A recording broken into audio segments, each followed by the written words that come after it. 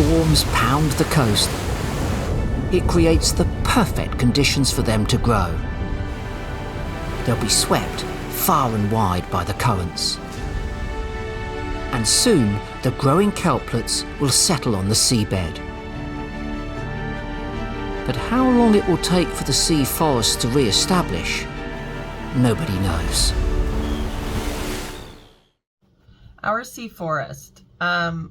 Love the title, love this whole documentary. I thought it was just beautiful, with a great message, beautiful shots underwater. And I love how he said, just give nature a little space and it'll come back. Very, very cool message. And not only the message, but to follow these guys for many years and watching it come back. And at the end, just kelp everywhere. I thought it was really great. Great music. And I like so many of the things that were said. It's important to help nature along. And it was very informative and educational regarding the 80s with the bad weather and the trawlers that started just, scraping the bottom of the ocean and destroying everything in its path. And the damage became too big to ignore at one point, where it wasn't just the few people who it affected the most right away. It was now starting to be seen by, unfortunately, it took a long time for, bans to be put in place and things like that. So anyway, I just love this message. I love the content. It was a great length, and I love that. Oh, the cuttlefish eggs, that was really cool to watch, how they took some and actually helped them hatch and survive. So all of this was just great. The father and the daughter scenario put some heart into it for me, even more than was already there as far as the passion.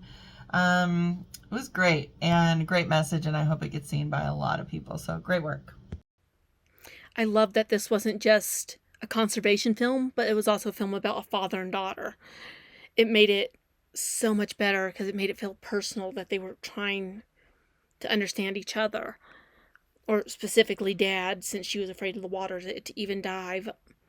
The fact that they comb the beach for these eggs, that they're worried about the kelp forests, that they're helping preserve the cuttlefish and trying to get the kelp back because of the storms of the sea.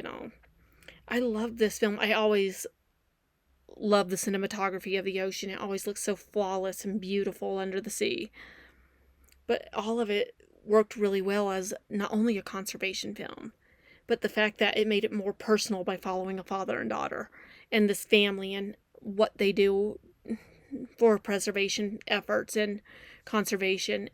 It made it so much better. It made it so much more interesting to watch because it wasn't just another conservation film. It makes it more personal when it's with a family, and it shows why they care instead of a bunch of strangers and all that. It's just showing that they're passing things down from generation to generation so that cuttlefish and the kelp forests and everything can be preserved.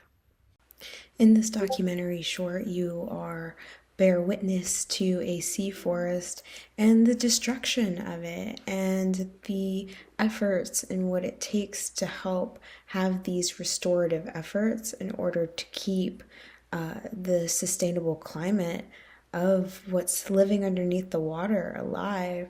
The cinematography shows a beautiful landscape both inside and outside of the water, and the emotion and the care that comes from these people that are experiencing these notions. What is so striking in the beginning of the film is the emotional reaction our older gentleman faces in this moment. And we get to see this nice, beautiful moment of him from beginning to end, of having his passion, being underwater, and also in the end, floating on top of the water, finally getting a chance to get back into the water again and have this experience.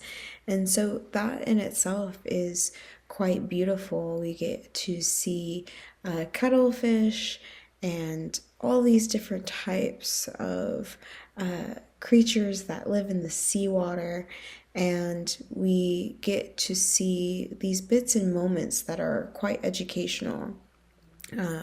We get to see the way that kelp is having the issues and what things that they face and what to look for.